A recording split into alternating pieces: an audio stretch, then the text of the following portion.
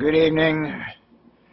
Today we're going to look at Neil Mcfarlane's explanation of that Trimageddon, the latest Trimageddon, where the service was shut down for 12 hours, and the one little surge protector on the steel bridge shut down the steel bridge for 12 hours. Of course, that had nothing to do with the downtown outage. That was some other thing. He's not going to address that in his little statement to the board here.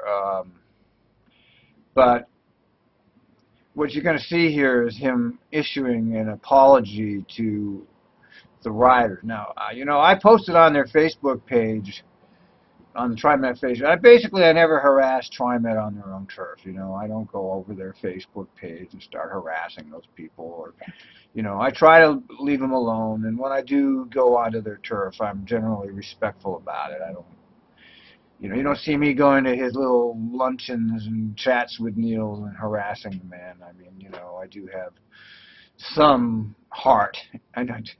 There's a part of me that really feels sorry for the schmuck, because I know that he's taken on this role voluntarily. He took this on, and he knew what he was facing when he took this job. But these are careerists, and careerists think like that. He wanted the opportunity to be the big cheese, and so he is. So he's willingly taken on the role of spoiler. So he offers a little half-hearted apology, which I posted on the Facebook page over there, and I linked to the Toronto Transit Commission's executive director, and they had a big snafu up there. That guy up there made a video, and he put it on TV, apologizing to riders, and I thought that would be appropriate in this case. I think that Mcfarlane should actually make a formal apology. Well, he didn't do that, but he has apologized via his board briefing, which is not televised. It's only broadcast because of me and Jason McHuff. It's the only reason any of this gets any publicity. When they talk about us not being part of the media, we are the Trimet media. We are it. Without us, there's no information, folks. Okay, you get Joe Rose. Hey, he's okay sometimes, and other times he's shit. Depends on the issue, He handles a lot of this stuff with kid gloves, He doesn't want to pick on that Max too much. You can see that. He doesn't want to make the Max reputation bad, so he stays away from the Max malfunctions. Today I sent Joe Rose a link to the computer shutdown they just had. This happened during this Trimageddon too. All the Max controllers went blind. They got a big wall where they can see where everything is going on. It went down during the middle of the Trimageddon. That's big news. Joe didn't cover that. That happened today. Neil didn't bring that up in his board briefing here. He didn't say anything about that. That's major stuff when your equipment fails like that. Also, he didn't touch on the fact that, yes, that West Side Max did break down, but the people had to be evacuated off that train. They had to go through a fence into a church and wait to be rescued. Okay, this is major stuff. He just leaves it out of the report. He congratulates all of the people for doing such a great job. Anytime you watch a government bureaucracy having a huge meltdown like Trimet did, they always congratulate themselves for the great job they did after they fucked up. And that's what you're going to see here with Mcfarlane. So without further ado, let's watch Mcfarlane. On the service disruption that we had on Monday, again, our apologies to all the riders that were affected. It was a very vexing problem that we could not find in as quickly as we would like to have, but nonetheless we did find it. Service was restored by about 7 p.m. The cause, as it turned out, was a surge arrestor, essentially mega version of the surge protection for the computer system.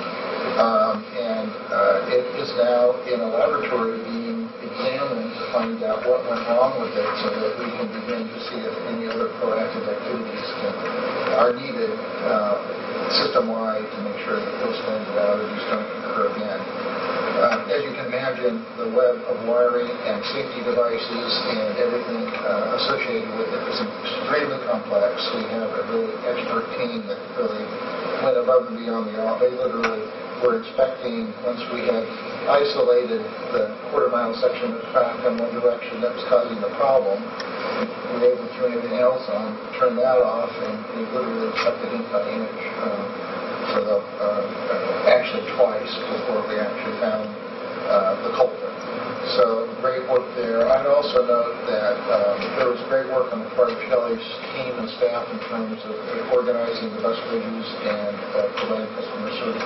It's amazing to me that while we're feeling terrible and wanting to apologize for it, a lot of the customers are really appreciative of the extra help that they get, and we actually get a number of commendations associated with that. So it was an unfortunate event, hopefully one that we can avoid repeating. I might note even later in the evening, just note that Murphy continues to live occasionally and more than he should. We had an outage in Washington County where a train actually had a defective part, created an arc on the train which blew the circuit breakers on the transformers on either side. So we had an outage there for a while. That was fixed within about an hour. But nonetheless, we had to get the train out of there and then turn the system back on and ready to go again. So our apologies again to our customers for all of that inconvenience. Again, and my thanks to Shelley and her team for the great work that they did in terms of actually getting service restored and in providing those bus bridges. I might note that once we got the problem isolated to the steel bridge, we're pretty organized about a steel bridge bus bridge because we know how to do that. It's true. With a relatively few number of buses, we actually can get a lot of people through and connected. So, good work on the part. Is that the same kind of surge protector we have throughout the system?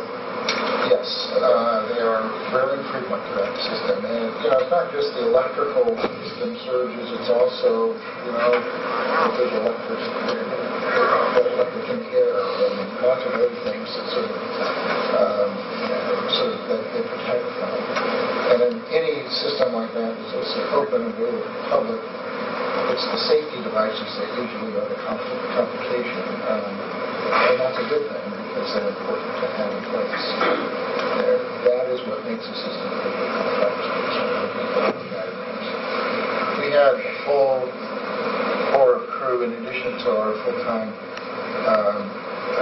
OCS overhead catenary crew. We also brought in our capital project staff that are working on Portland, Milwaukee, so we have a lot of expertise on it. So we were doing everything we could. Again, apologies to the public for the inconvenience. Well, there you have his little speech about the Max shutdown catastrophe. Thousands and thousands and thousands of people's lives were disrupted. I mean, you're never going to get Mcfarlane or any of these people to say he said he was sorry. I mean, that's like a major accomplishment, but he didn't say it publicly. He said it there at the board briefing, which means very limited people will see it, and very limited people will see this video. Okay, it will be just a handful, 100, 200 maybe, or if it's really maybe 5. It can get up to 1,000 in certain cases, but I don't have any real reach like a mainstream media. Mine is all very small and just small-time blog, and they know that. I don't have any real influence. They know that, but nevertheless, I am here. They know I'm here, and I continue to stand up for what I consider to be right in the face of Trimet tyranny. I mean, there's tyranny going on there. Okay, I lived through it. I lived through it when I was there, and I'm still living through it because they're trying to strip me of my benefits they promised me. Okay, and their place is a mess. It's a disaster today, and I've already told you this. The Max controllers are flying blind again. There's so many goddamn problems over there. It's unbelievable. Okay, now I'm not sure what he intends to do to fix any of that, but this guy's got problems. And if the governor had any brains, he would tell him to take a hike